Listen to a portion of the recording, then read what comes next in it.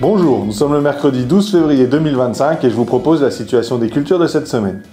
En ce qui concerne les colzas, la reprise est très lente pour le moment puisque on est sur des températures plutôt fraîches et en plus on a un manque de rayonnement très important.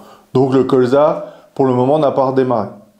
Au vu des conditions annoncées pour les prochains jours avec encore du frais, ça va pas redémarrer tout de suite. Mais on peut tout de même réaliser les pesées de biomasse pour pouvoir évaluer la dose d'azote à apporter. Donc je vous rappelle comment faire ces pesées de biomasse. On va prélever 4 fois 1 mètre carré dans des zones représentatives de la parcelle. On va donc peser ces 4 échantillons, faire la moyenne et on va rentrer les données sur la réglette azote colza de Terrinovia qui nous donnera la dose d'azote à apporter. Si les doses sont supérieures à 170 unités, il faudra faire un fractionnement en 3 apports. Pour le moment, il n'y a pas d'urgence à apporter l'azote puisque, comme je disais précédemment, les colzas n'ont pas redémarré. Donc il faudra le faire avant une hausse des températures, avant vraiment que le colza redémarre. Mais ça ne sert à rien d'apporter beaucoup parce que pour le moment, le colza il n'est pas capable d'absorber. Autre élément très important pour le colza, c'est le soufre. On sait qu'il faut apporter au minimum 75 unités d'azote car les carences en soufre peuvent coûter cher, jusqu'à 20 quintaux.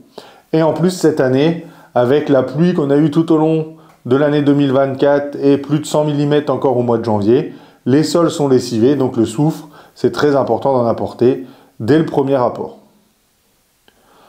Au niveau des ravageurs, donc pour le moment c'est calme, mais dès la remontée des températures, vous pouvez mettre en place les cuvettes jaunes à hauteur de végétation pour suivre l'arrivée des charançons de la tige du colza. Et comme ça, ça permettra de déclencher au mieux les interventions insecticides s'il doit en avoir. Mais pour le moment, il n'y a pas de vol. En ce qui concerne les céréales, c'est comme le colza, pour le moment c'est encore en pause. Donc de toute façon, pour les blés, réglementairement, vous ne pouvez pas apporter d'azote avant le 15 février et ils n'en ont pas besoin. Donc la priorité, ce sera de faire les escourgeons quand on pourra rentrer dans les parcelles et que la culture aura redémarré. Au niveau des semis de printemps, donc le 15 février, c'est le début de la période optimale, que ce soit pour les orges de printemps ou pour les protéagineux. Mais bon, pour le moment, c'est beaucoup trop humide. Et surtout, ce sont des cultures qui sont très sensibles aux problèmes de structure de sol. Donc attendez que ça soit bien ressuyé avant d'implanter votre culture, parce que si c'est déjà mal implanté, ça sera mal parti pour tout le cycle. Donc là, il faudra être patient et voir l'évolution au cours des prochains jours, voire prochaines semaines, pour voir quand est-ce qu'on pourra semer ces cultures de printemps. Je vous souhaite une bonne semaine, à la semaine prochaine.